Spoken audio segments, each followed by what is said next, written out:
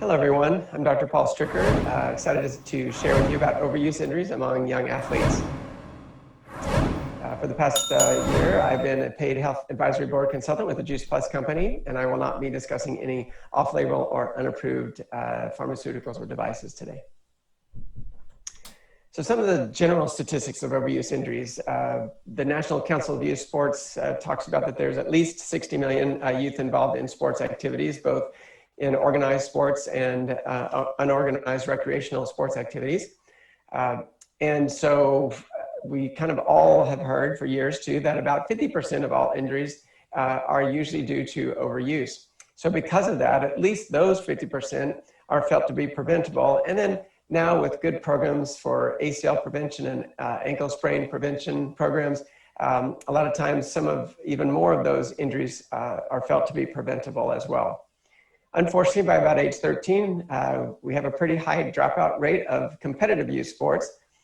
Some of these kids, though, still love to do recreational activities, but some of them are just burned out and they don't want to go back. So unfortunately, many of them are damaged goods before they even get to college, because some overuse injuries are not very substantial as far as long-term problems, but some overuse injuries can cause things that can linger on and then affect them later on into more advanced levels of sport participation. So in general, when we're talking about overuse injuries, it really occurs when there's an increase in volume or intensity or both, and it exceeds the body's ability to recover. That accumulated stress affects many body systems, both the sympathetic and the parasympathetic systems. But now the more accepted concept isn't really so much of just doing too much and overtraining and overuse, but it's really more about under recovery. Because you can have two kids do the same amount of volume and intensity of activity, but the kid who has rested, gotten enough sleep, is well hydrated, has got proper nutrition, and is emotionally sound and confident, then that child may not experience the same type of an injury. So overtraining is now really more about under recovery. Of course, there's so many kids in sports and more kids all the time, and they're training at higher volumes and at higher intensities. And the AAP and both the AAP and the AMSSM have things to say about that, and have discouraged children from really specializing in one particular activity at early ages, because the longer a child is involved in one specific activity, then there is a more risk of injury. It's usually this combination of increasing volume, intensity, and duration. But then if you throw the growth spurt in on top of that, that adds a whole nother aspect of the mechanics and the changes that are happening with the body to magnify some of those changes. There's also changes in training patterns. So pretty much when a child makes an appointment with me and it looks like it's going to be some sort of an overuse injury, one of my first questions is, what has changed? And certainly recently with the pandemic, there were a lot of kids not doing anything, and then all of a sudden they went back to activities really abruptly. But in general, we look for changes in training patterns. Do they have a new coach that trains them differently? Are they on a new team? Are they a freshman in high school or a freshman in college, which usually has a big bump up in intensity? Have they been promoted to whatever the next level is in their particular sport? Has the field gotten larger? Has the pitcher's mound moved further away from the home plate? Are they now doing practices, but doing additional practice with a personal trainer, a specialty coach, your parents, that kind of thing? Because what we are seeing, of course, is a change in injury patterns. We've been seeing that now for years, that as these youth do more adult level type training, they're getting more adult type injuries. I certainly never used to see 7-year-olds with stress fractures from all the running that they do, but have certainly had that 3 times in the past 4 years. So that's pretty a big change from what I used to see, where there was no 7-year-olds getting stress fractures. When we think about the foundational issues for overuse, of course, accumulative tissue overload, too much too soon, it exceeds the body's ability to adapt, and certainly not enough time for recovery. So we've also heard from the resistance training lecture that injuries can certainly occur if there's an inadequate amount of strength that cannot keep up with all of the training demands. Yeah, there's both intrinsic and extrinsic factors that are involved in overuse. And some of the intrinsic ones, of course, we can't really control, like how they, to what magnitude they acquire their development sports skills. You know, most kids acquire in the same sequence, but not to the same degree of expertise. That's why I was a swimmer and certainly not a ball thrower with baseball or football. Intrinsic factors such as anatomic malalignment, when the growth spurt is going to occur, muscle imbalance, muscle tendon dynamics, and flexibility and inflexibility, inherent laxity of joints like the shoulder, and then just even the child's view of themselves. How are they attached to his or her, how do they attach their value to their actual sport? Now, extrinsic factors, fortunately, we have a little bit more control over, but not always. But certain things like training errors, having the wrong equipment, specializing too early, participating on too many teams or too many sports, intense training patterns, that kind of thing. Sometimes we can really try to intervene and make a difference with that. When it comes to a lot of the societal pressures and some of the parental fear of missing out, so they get them into earlier intense training, some of those things are much harder to deal with, of course. But we do want to always try to examine all the factors that are involved in overuse. When we think about some of the impacts, we can see how much overload plays a role sometimes when a child is injured for a substantial period of time, like with an ACL, or they get sick, or they're sick followed by a spring break, you know, and they have a lot of time off or a family vacation, especially if they've been restricting calories or they haven't had enough calories to grow and do their exercise activity. Then when they have a period where they're off, some of these young kids will get a big period of catch-up growth where all of a sudden they grew like 2 inches. So those are things that just show us the big impact on overload that it can have on the body. Of course, emotional well-being, in some cases, kids will be able to, you know, they can't handle it, and so they use injury as a form of escape from their sport activity, and especially if their identity is attached to the sport and all their value comes from how they perform, then that's a significant cause sometimes of overtraining as a way to try to get better and be perfect. Illnesses, of course, the increased cortisol from physical and emotional stress can certainly affect the way our immune system functions and can cause issues, as well as carbohydrate depletion. If they're not replacing those stores, even depression has been associated with a carbohydrate depletion, as well as our immune function also does not tend to do as well when we are carbohydrate depleted. Certainly injuries come from oxidative stress, tissue breakdown, micro tears, inflammatory cascades, and inadequate time to adapt and repair. And then some of those impacts are just due to a physical repeated overload. Sometimes, especially like in gymnasts where they're doing repeated pounding on their wrist, that distal radius physis can close prematurely and cause all sorts of issues with the ulna continuing to grow. Well, here are some common overuse injuries. Of course, this is a very short list of all the things that we typically will see, but these are some of the more common ones, and so we're going to go over those a little bit in more detail.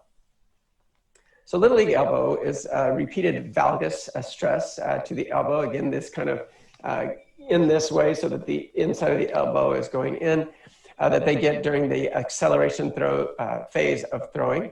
But it also is related some to the amount of pitching and sometimes the types of throws they do.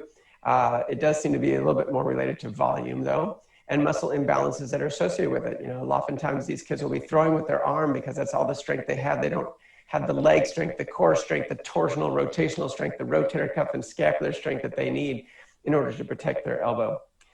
The whole flexor gripper muscle tendon group attaches right on that medial apophysis at the elbow. And so that can lead to a lot of traction and separation from chronic pulling and tugging. That can cause chronic widening and even fragmentation, or in some rare cases, an acute avulsion of that medial epicondyle apophysis. So we'll typically shut these kids down from any kind of throwing for a minimum of 4 to 6 weeks. And I will say in my practice, it's usually around 3 months, but that isn't always so. But just know that it does take a while for them to get back and develop the amount of protective strength that they need then to protect their elbow. Physical therapy is very key, and usually I'll have them wait a couple weeks until their elbow just isn't painful anymore and then begin the physical therapy. They're working on strengthening the rotator cuff, their scapular stabilizers, the core, their legs.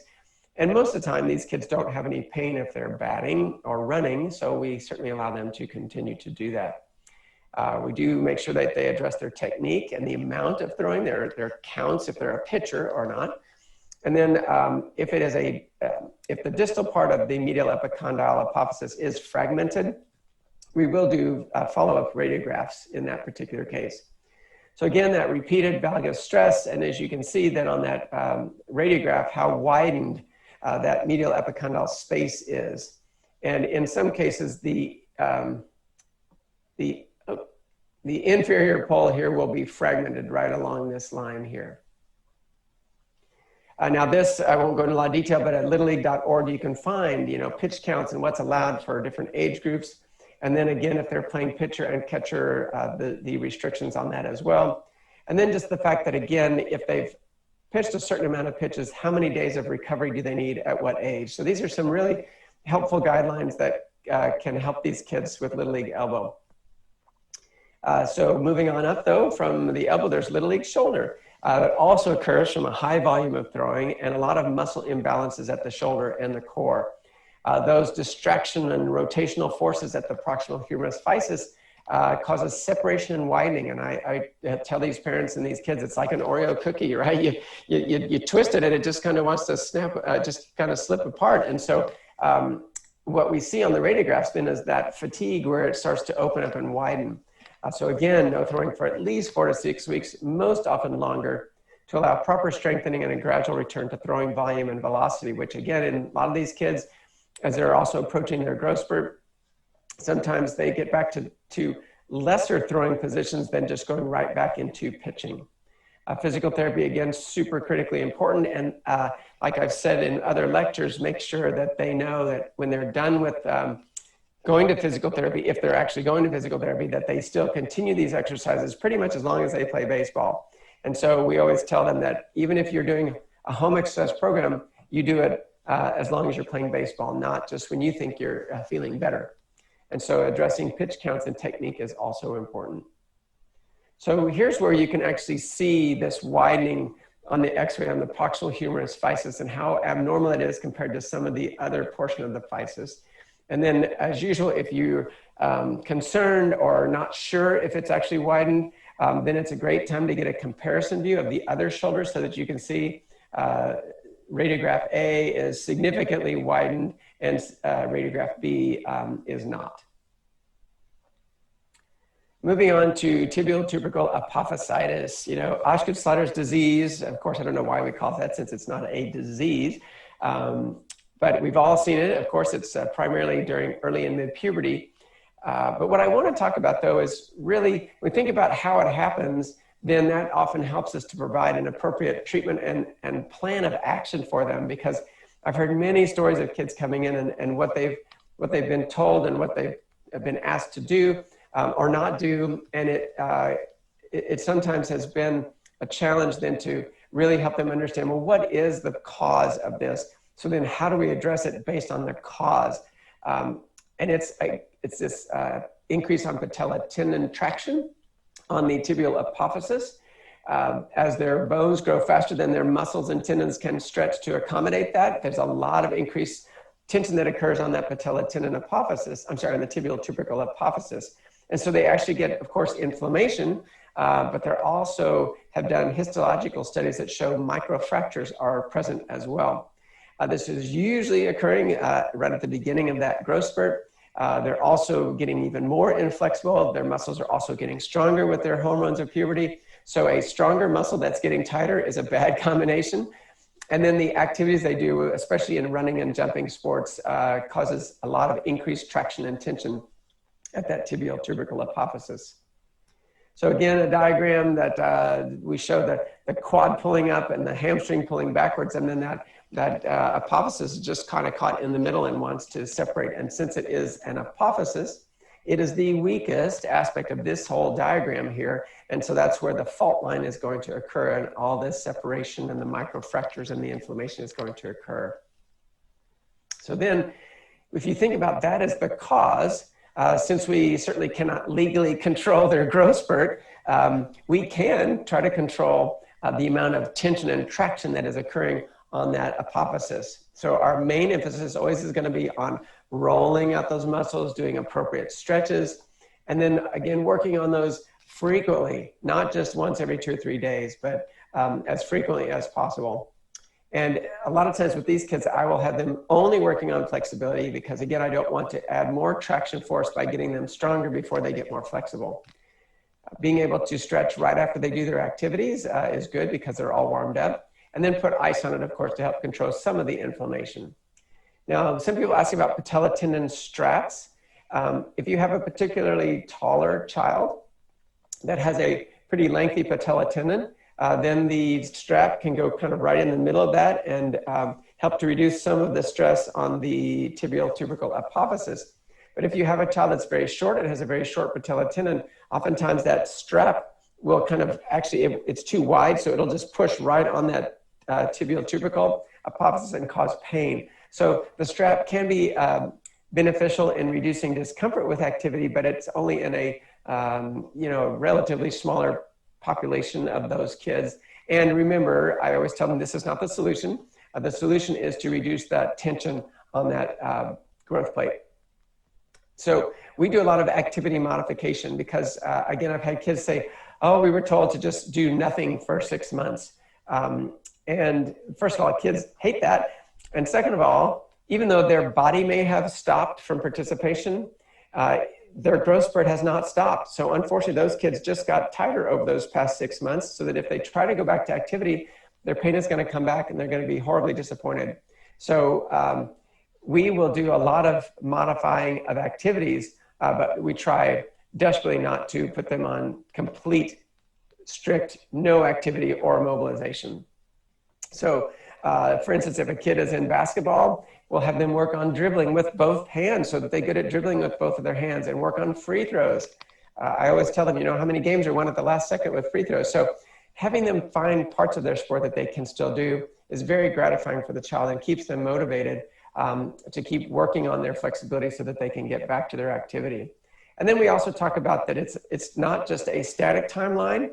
It's not a long timeline, but it is an up and down timeline. So some days this kid will feel better than others.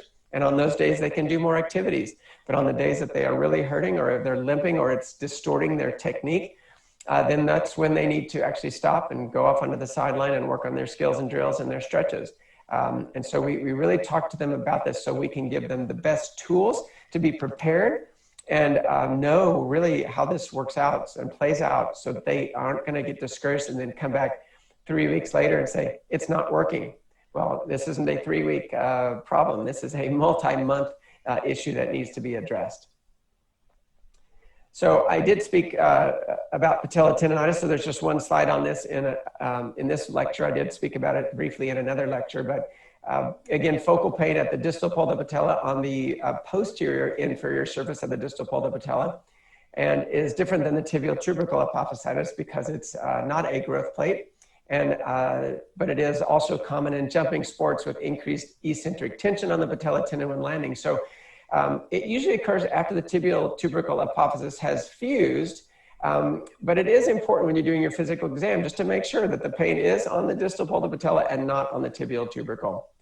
Treated similarly with ice and emphasis on flexibility of the quads and hamstrings, and then gradually adding an eccentric program, again, where they're learning how to train that muscle to learn how to land from a jump and not cause so much distress. IT band friction syndrome is an overuse pain on the lateral side of the knee. And they're usually able to help you very specifically say, they're able to very specifically say it's on the lateral side of their knee, on the outside of their knee. Frequent in activities with sustained activity like long distance running and cross country, especially if there are hills involved. Because every time they bend that knee and push, if that IT band is tight, it will go back and forth across that little bursa that's underneath it at the lateral femoral condyle of the knee and cause pain. It can also occur at the lateral trochanter at the hip, but I see it much more frequently at the knee. And it actually gets worse and worse with activities until they actually have to stop. It's hard for them to, quote, run through the pain when they have really bad IT band. And so we will address their tight IT band. And then again, foot pronation is very important. As their foot pronates, and like we learned from the patellofemoral lecture, as that foot pronates, the tibia internally rotates. And since the IT band is attached to the lateral tibia, as that tibia internally rotates, it puts a pull and tugging on that IT band, which then will cause more friction as that knee continues to bend as they are going through the motions of flexion and extension. So as that IT band travels across that little bursa, then it will become painful. So we work again on rolling and stretching, also including the hamstrings and the quads, and then addressing the foot pronation with arch supports and inserts, and of course, ice after they do some activities. A lot of times these kids will be pretty good about saying, you know, hey, every time I get to about 3 or 3.5 miles, the pain really starts to accelerate to the point where I kind of have to slow down or stop. And so we say, okay, well, of course, try to train in a non-impact way like elliptical or stationary bike, but if those are non-painful. But also to try to run on flat surfaces if hills seem to be the biggest problem, or do kind of a walk jog program, or run up to maybe 3 miles, wherever that sub pain threshold is, so that they can continue to train in their particular sport, but know when to stop and then move on to some other form of cross training that will be beneficial for them. Now let's talk about shin splints. If they've had a significant increase or change in activity, this is super common in freshman cross country, where the volume of running typically goes up dramatically than what they've been used to. Sometimes their shoe wear is out of date, or they don't have good running shoes. Sometimes they pronate a lot and they don't have an orthotic in there. And again, it's just usually a diffuse area of pain along that posterior medial tibia. So we treat that with ice and activity modification, doing a lot of calf stretching of both the gastrocnemius and the soleus muscle, and then counteracting that with actually strengthening the anterior tibialis muscle. So getting the back of the shin more flexible, where it's usually tight, and then getting the front of the shin stronger where it's usually weak, and then approaching the arch supports with an orthotic. And then modifying their activities, of course, until they feel better. Now, there is a continuum of shin splints. If shin splints exist and the overload activity continues, then as that foot pronates and the soleus muscle, which is actually physically attached to the tibia, starts to get pulled away repetitively, and you start to get micro tears at that attachment. That's why it's so painful right along that edge of the bone. Then there's also less ability for the muscle to absorb the impact, and so more impact goes into the bone. And so as it has decreased time to remodel before the next bout of exercise, then a fatigue fracture occurs. And I just basically explain it to these kids like a paper clip. You know, you bend it enough times, it finally just snaps without a lot of effort. And so the pain then goes from a large part of their calf down into basically one spot that is very, very painful. Often these kids will then not be able to run at all, and they might even have pain with walking. Of course, those children need radiographs. If you have a high degree of suspicion, they have very focal pain and they have a history to go along with it, and the x-rays are negative, then definitely an MRI can be helpful, because you have to determine if it's truly a stress fracture or not, because if they keep running on it, their whole tibia could break. So if they have pain with walking, I'll take them off for a couple of weeks, but usually once they've stopped running, they're usually pretty good, and so then they can just get around in a boot and walk in the boot as pain improves. They can aqua jog, swim and bike, and elliptical, usually no running for a 3-month minimum. Once they're pain-free and their radiographs have shown complete healing of the stress fracture, we start to progressively return them to gradual impact activity, but remind them it's over weeks to months, because that new bone that has just healed is like a brand new baby. It has never, ever been exposed to the impact of running and jogging, and so it has to adapt and remodel to increasing impact along the way. So these kids are placed in a very progressive, gradual program of increasing their running activity so that the bone can adapt along with them as they get back into shape as well. Most of them are on the posterior medial tibia, but there are occasional kids that can get anterior pain along the anterior tibial ridge, which is a very bad deal. And those kind of stress fractures are very dangerous and require orthopedic referral, because most of them will need some sort of a pin placed in the bone or a steel rod placed in the bone. it forms what we call the dreaded black line, and it's not a good thing. So as you can see on the radiograph on the left, your left, the posterior medial tibia stress fracture is here, where you have all that callus formation, even some increased calcium across the tibia itself. But on the anterior tibial ridge, you actually see this dreaded black line that is perpendicular to the cortex. And again, that's bad. It's on the tension side of the tibia, so very difficult for that to heal, and oftentimes will require some sort of surgery. If they don't do a steel rod type of thing, a lot of times now they're doing drilling of that area, and sometimes that will allow it to heal. So again, that's not my area of expertise as far as surgery is concerned, but by all means, those will need a surgical referral to an orthopedist. So application for all this, use your PPE time, your office visits for some sort of prevention. Keep your eye out for the high-risk kids. You know, they're in a new sport. They've added a new sport on top of what they already do. And especially if it uses the same body part. So if they're a pitcher who also is doing volleyball and water polo, then you'll have to make sure that their shoulder is taken care of. Freshmen, kids that are overweight or they've had a long period of inactivity, those are the kind of kids you better watch out for. Ask about changes in training, possible upcoming changes, and then level of physical and emotional maturity. You know, how are they able to cope with time away from their sport if they're injured and winning and losing, that kind of thing. Did they stay in shape in the off season, or did they take the whole summer off and then coming back right back to football practice? So look for sources of overload and or excess pressure. Look for some of those mechanical sources we talked about. Check for strength imbalances. Check their flexibility. Are they just getting ready to start puberty? Are they just in puberty? That kind of thing. Do they have foot pronation? Does their patella have maltracking? Those kinds of things are things that you should be checking for. So overall, the overtraining epidemic rivals the obesity and overweight epidemic. There are both intrinsic and extrinsic factors involved, and certainly physical and emotional effects occur. But most of the time, it's a tissue overload phenomenon with not enough recovery. And so we talk about prehabilitation with the flexibility and resistance training that plays more of a role in reduction of injury. And then the knowledge and increasing the knowledge and awareness that can help reduce potential overuse injuries. So we're really hoping that we can help fix a lot more kids' futures than just always working on fixing their past.